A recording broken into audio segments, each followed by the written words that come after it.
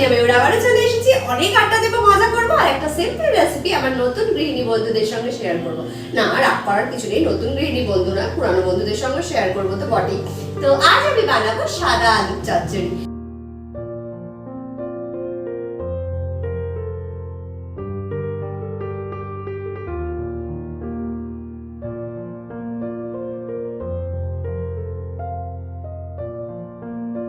তা এই আলুর চচ্চড়িটা কে কিভাবে বানাও ছোট্ট করে কমেন্টের মাধ্যমে লিখে ফেলে দেখি আমাকে। আর তার আগে বলবো, যদি আমার রেসিপি ভালো লাগে অবশ্যই আমাকে কমেন্ট করবে আর বন্ধুদের সঙ্গে শেয়ার করবে। নতুন বন্ধুদের উদ্দেশ্যে বললাম। তাহলে চলো কথা বলে সময় নষ্ট করবো না, সোজা রেসিপির দিকে যাও।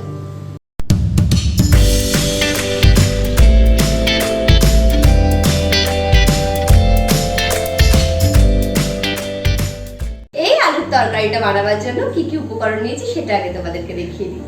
আলুর তরকারি যেহেতু আলু তো লাগবে, এখানে আমি দুটো আলু এরকম ডুবো ডুবো টুকরো করে কেটে নিয়েছি একটা ছোট্ট টমেটো। টমেটোটা অপশনাল, কেউ কেউ দেয় কেউ কেউ দেয় না, তবে আমার মনে হয় এরকম এটা তো নিরামিষ তরকারিতে একটু টমেটো দিলে আমার ভালো লাগে, সেই জন্য আমি দিচ্ছি।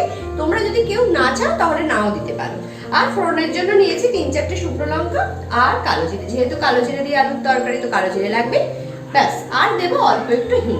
তাহলে চলো সোজা রান্নার দিকে যাই। আমি গ্যাসটা কিন্তু অন করে কড়াটা আগেই বসিয়ে দিয়েছিলাম।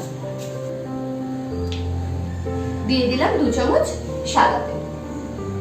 তেলটা গরম হয়ে গেছে, দিয়ে দেবো কালো জিরে, দিয়ে দেবো শুকনো লঙ্কা,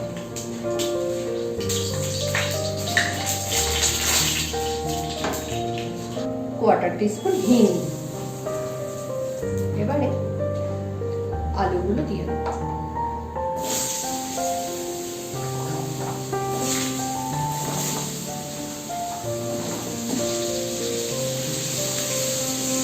মিনিট 3-4 সময় নিয়ে একটু ভেজে নেবো আলুগুলোর সঙ্গে মশলাটা।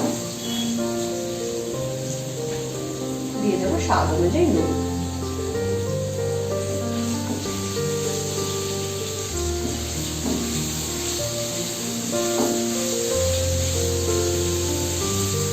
এবারে কুচিয়ে নেওয়া টমেটোটা দিয়ে দেবো। এটা দিয়ে মরিচ দিয়ে দিয়ে দেবো।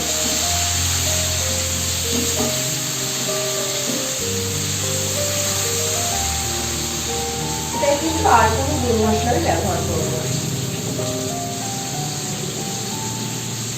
দেখো টমেটোটা আমার সফট হয়ে গেছে। এবারে দিয়ে দেবো জল। এই গ্রেভিটা তোমরা তোমাদের টেস্ট অনুযায়ী বা মানে তোমাদের যতটা লাগবে সেটা বুঝে জলটা দেবে। এটা একটু ঝোলঝোলই হয়, খুব একটা শুকনো শুকনো তরকারিটা হয় না। আমি এখানে 1.5 কাপ মতো জল দিলাম। ঢাকা দিয়ে হতে দেবো মিনিট 10।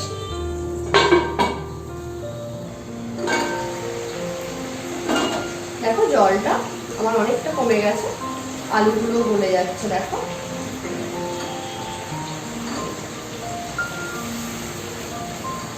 এটা আমার হয়ে গেছে। এটা সার্ভ করে ফাইনাল লুকটা তোমাদের সঙ্গে শেয়ার করছি।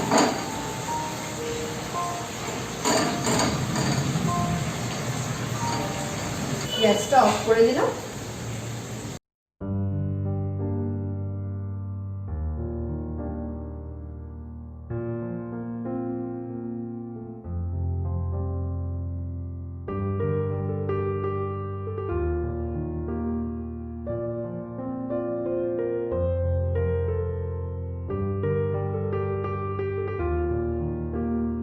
তৈরি হয়ে গেল সাদা আলুর তরকারি।